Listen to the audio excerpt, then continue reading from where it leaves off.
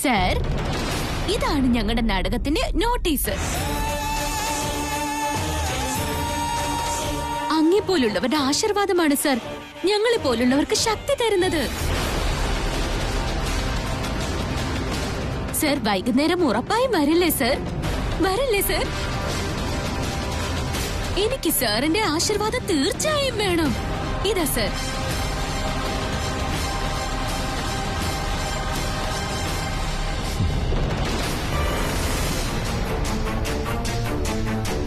Thank you sir. ഞങ്ങൾ പോയിട്ട് വരാം സർ.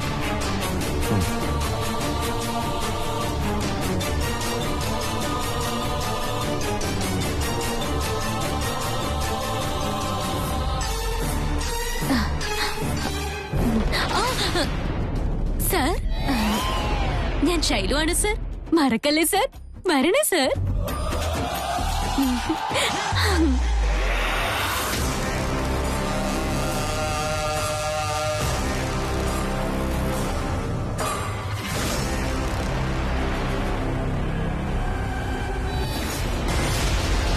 മൂന്ന് ദിവസത്തിലൊരിക്കൽ എനിക്ക് രക്തം വേണം, അല്ലെങ്കിൽ മരണമുറപ്പ്. ഇങ്ങനെ ജീവിക്കാൻ എനിക്കാവില്ല. ഇതിനൊരവസാനം കണ്ടേ തീരൂ. അതിനുവേണ്ടി ദിഗ്വിജയന്റെ മകനെ എനിക്ക് വിവാഹം കഴിക്കണം. ഞാൻ വന്നെത്തിയിരിക്കുന്ന സ്ഥലം ശരിയാണ്. എന്റെ മന്ത്രവിദ്യകൾ പ്രയോഗിച്ച് അവനെ എനിക്ക് സ്വന്തമാക്കണം. കാളി, മഹാകാളി, ഒരു വഴി കാട്ടിത്തരൂ. നാഗത്തിന്റെ അടയാളമുള്ളവനെ എന്റേത് മാത്രമാക്കി മാറ്റൂ. ഈ നരക ജീവിതത്തിൽ നിന്നും മോക്ഷം തരൂ.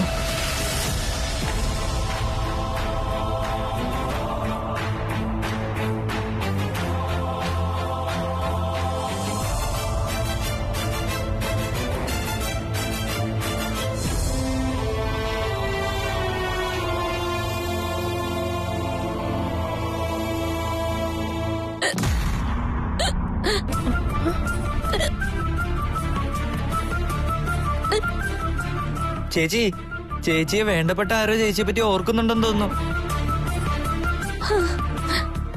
അയ്യോ, അങ്ങനെ ആരെങ്കിലും ഒക്കെ ഓർക്കുമ്പോ എനിക്ക് വിക്ക് വരാനാണെങ്കിൽ എന്റെ ജീവിതകാലം മുഴുവൻ ഇങ്ങനെ വിക്ക് വന്ന് നടക്കും.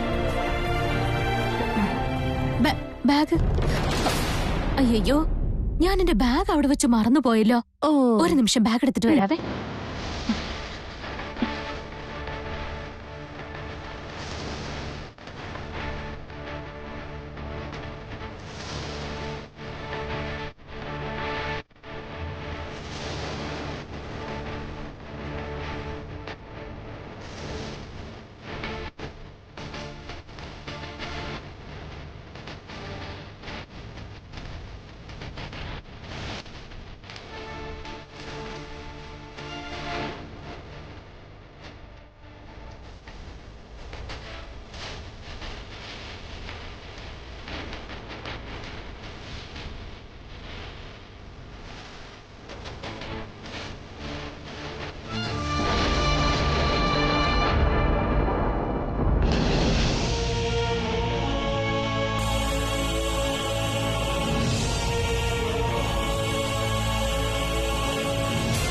അമ്മേ, അച്ഛാ, മുത്തശ്ശി, അമ്മാവാ, എല്ലാവരും എവിടെയാ? ഒന്ന് വേഗം വന്നേ.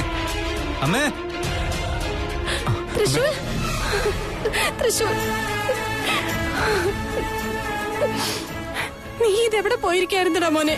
തൃശ്ശൂർ, നീ തിരിച്ചു വന്നപ്പോഴേ എനിക്കൊരു സമാധാനമായത്. നീ എങ്ങോട്ടാ പോയത്? എന്താടാ ഇത്? നിനക്ക് എങ്ങോട്ടേലും പോണമെങ്കിൽ പറഞ്ഞിട്ട് പോയിക്കൂടെ? തൃശൂൽ, നീ പോയ നിമിഷം മുതൽ എല്ലാവരും എത്രത്തോളം വേദനിച്ചെന്നറിയോ നിനക്ക്? നീ തന്നെ സമ്മതിച്ചുകൊണ്ട് മാത്രമല്ലേ ഞങ്ങളെല്ലാം ഈ കല്യാണത്തിന് വേണ്ടി തയ്യാറായത്. എന്നിട്ട് ആ കല്യാണ മണ്ഡപത്തിൽ നിന്ന് ഇറങ്ങിപ്പോവാ. ഇതിനൊക്കെ എന്താ അർത്ഥം?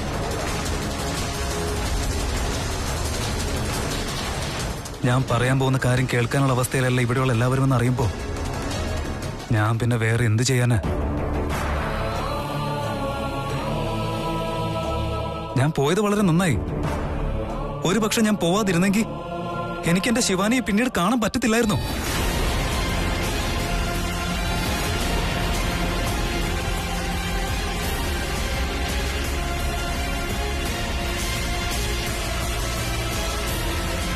എന്താണ് നീ പറയുന്നത്? അതെ, ഞാൻ ശിവാനിയെ കണ്ടു.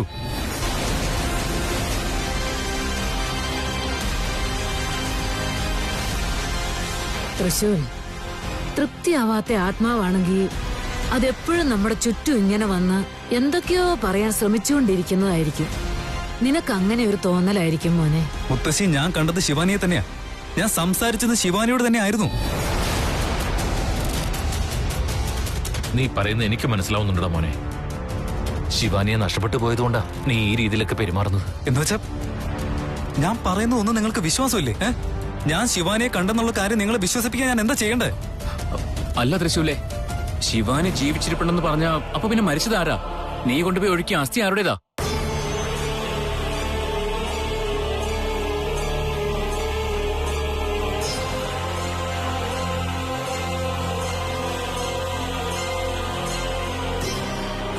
നോക്ക്, അവളുടെ കണ്ണു നോക്ക്, അവളുടെ ചിരി നോക്ക്, അവളുടെ സുന്ദരമായ മുഖം നോക്ക്.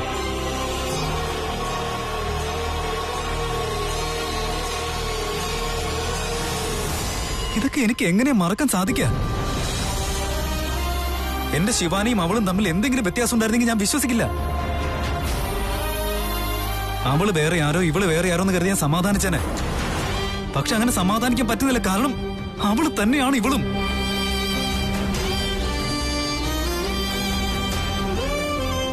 എന്റെ തൃശ്ശൂലെ, ഈ ലോകത്തിൽ ഒരാളെ പോലെ 7 പേരുണ്ടെന്നാ പറയാറ്. അതുപോലെ അവളെ പോലെ ഒരാളായിരിക്കും ഇത്. അല്ല, പ്രപഞ്ചത്തിൽ ഒരാളെ പോലെ 7 പേരുണ്ടാവുമായിരിക്കും. പക്ഷെ അവളെ പോലെയുള്ളത് അവള് മാത്രമായിരിക്കും. നീ എന്താ നാടൻ കളിക്കാണിപ്പോ? നീ ആയിട്ട് ഇങ്ങോട്ട് വന്ന് അവളെ കല്യാണം കഴിക്കാന്നും പറഞ്ഞ് ആ പെൺകുട്ടിക്ക് ആവശ്യമില്ലാത്ത ആശയം കൊടുത്ത് അത് കല്യാണ മണ്ഡപം വരെ എത്തിച്ചിട്ട് ഇപ്പൊ വന്ന് കയറി. അന്നങ്ങനെ സംഭവിച്ചു പോയതാണ്. അതെല്ലാം മറന്നു കളയണമെന്ന് പറഞ്ഞ് നാടൻ കളിച്ച് ഞങ്ങളെ പൊട്ടന്മാരാക്കണോ നീ? ഞാനൊരു പക്ഷെ കല്യാണം കഴിച്ചിരുന്നെങ്കിൽ അതെന്റെ ശിവാനിയെ ചതിക്കുന്നതിന് തുല്യമായേനെ. ഈശ്വരൻ തന്നെയാണ് ആ കല്യാണം നടത്താതിരുന്നത്. അവൾ ഇപ്പോഴും ജീവനോടെ തന്നെയുണ്ട്. അവൾ ജീവനോടെ ഉള്ളപ്പോ ഞാൻ മറ്റൊരു കല്യാണം കഴിച്ചിരുന്നെങ്കിൽ അത് അവളെ ചതിക്കുന്നതിന് തുല്യമായേനെ. എന്റെ ജീവിതകാലം മുഴുവൻ ആ തെറ്റിൽ മനസ്സ് നൊന്ന് ജീവിക്കേണ്ടി വന്നേനെ.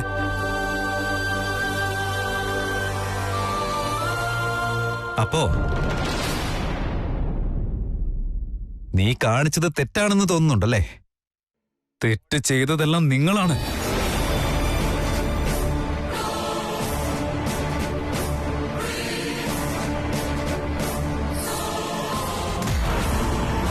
തൃശൂൽ, എന്റെ ശിവാനിയുടെ അസ്ഥി നിങ്ങൾ കൊണ്ടുപോയി ഒഴുക്കിയെന്ന് കള്ളം പറഞ്ഞത് തെറ്റല്ലേ? നിങ്ങൾ തെറ്റ് ചെയ്തിട്ട് അതേ തെറ്റ് എന്നോടും ചെയ്യാൻ നിർബന്ധിക്കരുത്.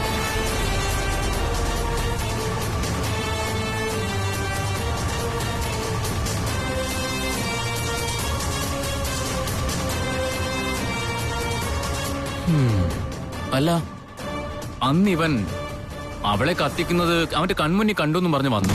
അവളുടെ അസ്ഥിയും എടുത്ത് ഒഴുക്കാൻ വേണ്ടി കൊണ്ടുപോവുകയും ചെയ്തു. എന്നിട്ട് ഇപ്പൊ വന്നിട്ട് അവള് ജീവിച്ചിരിപ്പുണ്ടെന്ന് പറയുകയും ചെയ്യുന്നു. ഇതിന്റെയൊക്കെ അർത്ഥം എന്താ? അവന്റെ തലയ്ക്ക് എന്തോ പറ്റിയിട്ടുണ്ട്. ശിവാനോടുള്ള പ്രണയമൂത്ത് അവന് ഭ്രാന്തായി ചേച്ചി, അത്രേ ഉള്ളൂ.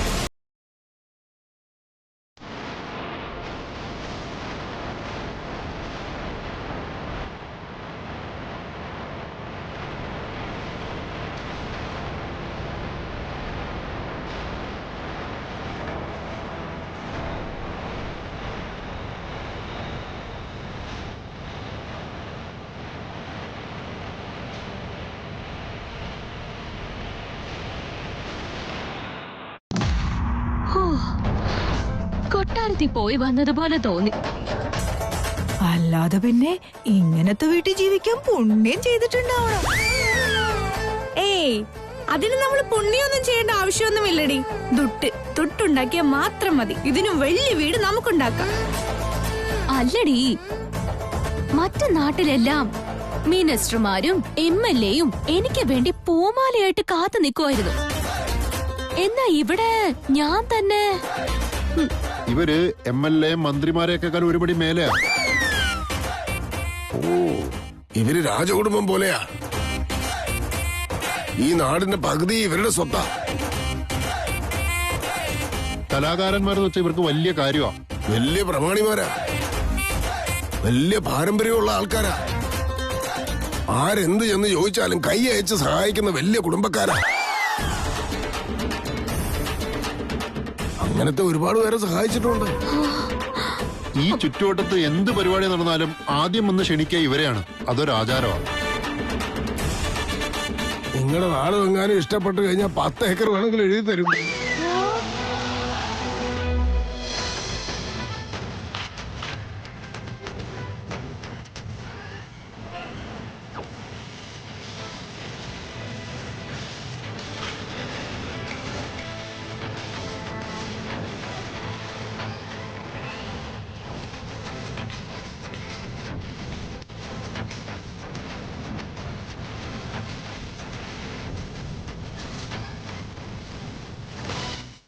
മുത്തുമണി, ശൈലു സ്വപ്നലോകത്തിലാ.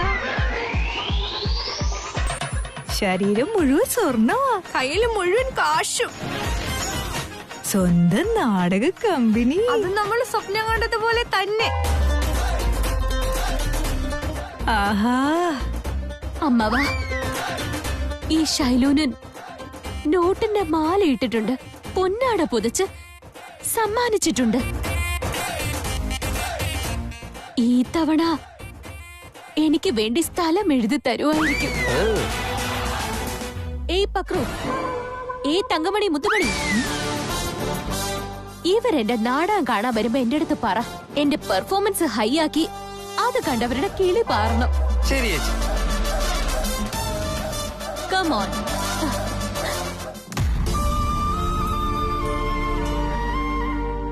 തൃശൂർ, എന്താ മോനെ ഇവിടെ ഇരിക്കുന്നത്? വീട്ടിലേക്ക് വാ മോനെ. വിഷമിച്ചിരിക്കുന്നത് കൊണ്ട് ഒന്നിനും പരിഹാരം ആവില്ലടാ. അമ്മേ, എന്റെ ഇപ്പോഴത്തെ അവസ്ഥ നിങ്ങൾക്ക് ആർക്കും മനസ്സിലാവില്ല. ഞാൻ ഇത്രയും നിങ്ങളോട് പറഞ്ഞിട്ടും ആരും എന്നെ വിശ്വസിക്കുന്നില്ല. അമ്മയെങ്കിലും എന്നെ വിശ്വസിക്കില്ലേ? മോനെ, എനിക്ക് മനസ്സിലാവൂടാ നിനക്ക് അവളെ എത്രയ്ക്ക് ഇഷ്ടമായിരുന്നു എന്ന്. ആ സ്നേഹം കാരണം അവൾ ഇവിടെ ഉണ്ടെന്ന് നിന്റെ മനസ്സിനെ കൊണ്ട് തോന്നിപ്പിക്കുന്നതായിരിക്കും. ഇല്ലാത്തതുണ്ടെന്ന് തോന്നിപ്പിക്കുന്നതാണ് പ്രണയം. എന്റെ അച്ഛൻ മരിച്ചപ്പോഴും എനിക്ക് ഇതുപോലെ തന്നെ തോന്നലുണ്ടായി. ഞാൻ എവിടെ പോയാലും വന്നാലും എന്റെ അച്ഛൻ എന്റെ കൂടെ ഉണ്ടെന്ന് എനിക്ക് എപ്പോഴും തോന്നുമായിരുന്നു. എന്നാൽ കാലക്രമേണ അതെല്ലാം എന്റെ തോന്നലാണെന്ന് എനിക്ക് മനസ്സിലായി. കാലം എല്ലാത്തിനെയും മറയ്ക്കുവിടാ, അതുപോലെ നീയും ഇത് മറക്കും. അമ്മേ, എനിക്ക് തോന്നൽ എന്താണ് സത്യം എന്താണെന്ന് മനസ്സിലാവുന്നുണ്ട്. അല്ലമ്മേ, ഞാനീ പറയുന്നത് സത്യ. തൃശൂർ, സമാധാനിക്കും മോനെ, ഒന്നും ആലോചിക്കണ്ട. അമ്മ, ഞാൻ നിങ്ങളെ എങ്ങനെ വിശ്വസിപ്പിക്കാനാ? ഞാൻ കണ്ട കാഴ്ച നിങ്ങളെ കൂടി കണ്ടാലേ നിങ്ങൾ വിശ്വസിക്കൂ. ശരി, ശിവാനിയെ കൊണ്ടുവന്ന് കാണിക്കുന്നേ. അവള് ജീവനോടെ ഉണ്ടെങ്കിൽ അവളെ കൊണ്ടുവന്ന് കാണിക്കുന്നത് വലിയ കാര്യമൊന്നുമല്ലല്ലോ. അല്ലമ്മ, സമാധാനിക്കും മോനെ. അവളുടെ പ്രണയം നീ ഓർക്ക്. അവളുടെ ഒപ്പം കഴിഞ്ഞ ആ കാലം നീ ഓർക്ക്. മോനെ, ഇങ്ങനെ നിന്നെ എനിക്ക് കാണാൻ വയ്യടാ. സമാധാനമായിട്ടിരിക്കെ.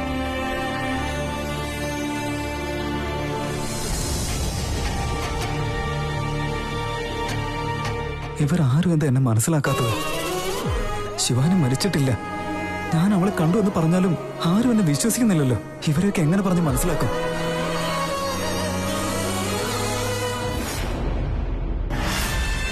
ദിഗ്വിജയ, നിന്റെ മകൻ തിരിച്ചു വന്ന് നിന്റെ കൺമുന്നിൽ നിന്നില്ലേ? നീ കല്യാണക്കാര്യം സംസാരിക്കണമായിരുന്നു. അത് ഞാൻ സംസാരിച്ചതല്ലേ? വെറുതെ സംസാരിച്ചു വിടുകയല്ല, അത് നടത്തുന്നതിനെ പറ്റി സംസാരിക്കണമായിരുന്നു. ഉറപ്പിച്ച് അവനോട് ഇവളെ തന്നെ കല്യാണം കഴിക്കണമെന്ന് പറയണമായിരുന്നു. നോക്ക്, ഞാൻ പറയുന്നത് കേൾക്ക്. എനിക്കും ഈ കാര്യം അവനോട് അങ്ങനെ ഉറപ്പിച്ച് പറയാൻ പറ്റില്ല. ഒരുപക്ഷെ ഞാൻ അങ്ങനെ സംസാരിച്ച ഇവിടെ ഉള്ളവരെല്ലാം എന്നെ സംശയിക്കാൻ സാധ്യതയുണ്ട്. നീ ഒരു കാര്യം ഓർക്കണം, ഞാനിപ്പോ ദിഗ്വിജയനല്ല, അവന്റെ അനിയൻ ധനഞ്ജയനാണ്. എനിക്ക് ഈ വീട്ടിലെ ഒരു തീരുമാനവും ഫൈനലൈസ് ചെയ്യാനുള്ള അധികാരമില്ല. അതുകൊണ്ട് ഏതോ സമ്മോഹന വിദ്യ ഉപയോഗിച്ച് അവനെ സമ്മതിപ്പിക്കാമെന്ന് നിങ്ങൾ തന്നെയല്ലേ പറഞ്ഞത്? അങ്ങനെ തന്നെ ചെയ്യും. അപ്പൊ പിന്നെ നിന്റെ ഇഷ്ടം പോലെ കാര്യങ്ങൾ നടക്കുകയും ചെയ്യും. എനിക്ക് വേറെ പ്രശ്നങ്ങളും ഉണ്ടാവില്ല. ആ പ്രയത്നവും ഞാൻ ചെയ്യുന്നുണ്ട്. ഇതിനിടയിൽ നീ വേറെ രീതിയിൽ എന്തെങ്കിലും പ്രവർത്തിച്ചാൽ എനിക്ക് മറ്റൊരു മുഖം കൂടി ഉണ്ടെന്നുള്ള കാര്യം നീ മറക്കരുത്. സൂക്ഷിച്ചോ.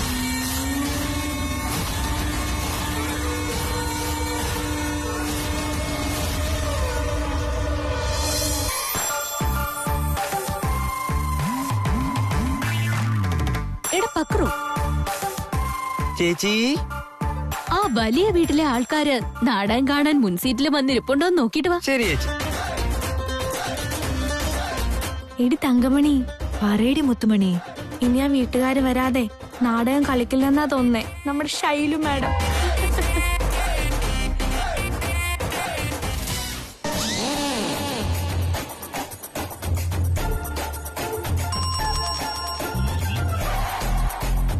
ചേച്ചി അവരാരും വന്നില്ലേ ചേച്ചി? വന്നില്ലേ? അവര് വന്നില്ലെങ്കിൽ എന്റെ പെർഫോമൻസ് വേസ്റ്റ് ആയി പോവല്ലോ. അവര് വന്ന് എന്റെ പെർഫോമൻസ് കണ്ട് ഒരു 10 ഏക്കറോ അറ്റ്ലീസ്റ്റ് ഒരു 5 ഏക്കറെങ്കിലും എഴുതി തരുമെന്ന് വിചാരിച്ചതാ. എന്നാ ഇപ്പോ എന്റെ നാടകം കാണാൻ വന്നില്ല. എന്റെ സ്വപ്നത്തിലെ തിയേറ്റർ. എടി മുത്തുമണി, എന്താടി തങ്കമണി, അവള് വീണ്ടും സ്വപ്നത്തിലേക്ക് പോയടി.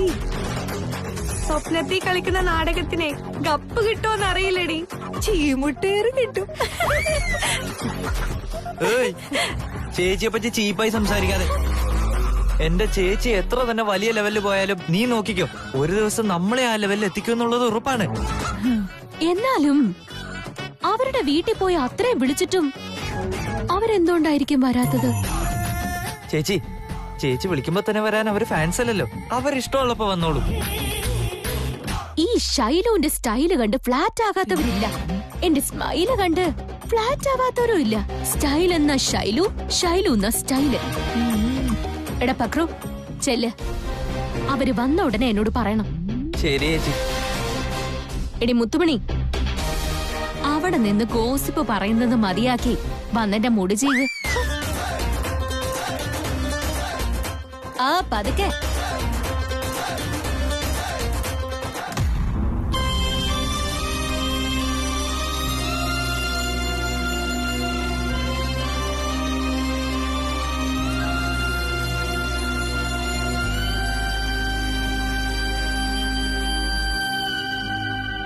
എന്റെ പ്രാണൻ, എന്റെ കൂടെ ജീവിക്കേണ്ടവൻ, എനിക്ക് വരനായി വന്ന് എന്റെ ശാപമോക്ഷത്തിന് കാരണമാകേണ്ടവൻ. നിന്റെ ഈ വേദനയും സങ്കടവും എല്ലാം എനിക്ക് മനസ്സിലാവും. ശിവാനി നിനക്ക് എത്രത്തോളം പ്രിയപ്പെട്ടവളായിരുന്നുവെന്നും എനിക്കറിയാം. നിന്റെ പ്രണയം ഞാൻ പിടിച്ചു വാങ്ങണമെന്നൊന്നും ആഗ്രഹിച്ചിട്ടില്ല. എല്ലാവരും കല്യാണം കഴിക്കണമെന്ന് പറഞ്ഞപ്പോ ഞാൻ സമ്മതിച്ചു. ദയവേത് എന്നോട് ക്ഷമിക്കുക. ബലമായിട്ട് ഒരു കല്യാണം നടത്താം, പക്ഷെ പ്രണയിക്കാനാവില്ല. നിങ്ങളുടെ മനസ്സിൽ ഞാൻ അറിയാതെ അങ്ങനെ ഒരു ആഗ്രഹം തോന്നിപ്പിച്ചതിൽ ഐ എം റിയലി സോറി.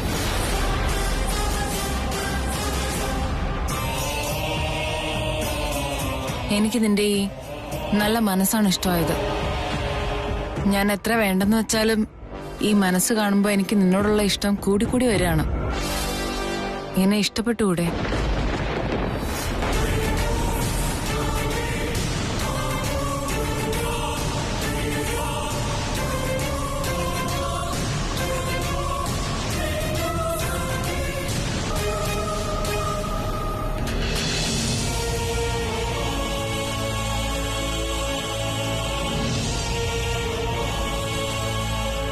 നിങ്ങളുടെ കൂടെ അന്ന് മണ്ഡപത്തിലിരുന്നപ്പോ നിങ്ങളാണ് എന്റെ ഭർത്താവെന്ന് ഞാൻ തീരുമാനിച്ചു. ആ സ്ഥാനത്ത് എനിക്കിനി മറ്റൊരാളെ ചിന്തിക്കാനേ കഴിയില്ല.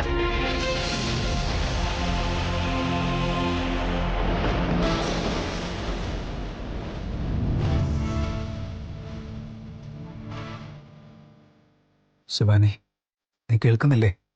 കാണുന്നുണ്ടല്ലോ അല്ലേ? ഇത് നിന്റെ സ്ഥലമാ, നീ മാത്രം ഉണ്ടാവേണ്ട സ്ഥലം. എന്നാ നീ ഇപ്പൊ എന്റെ കൂടെ ഇല്ലല്ലോ.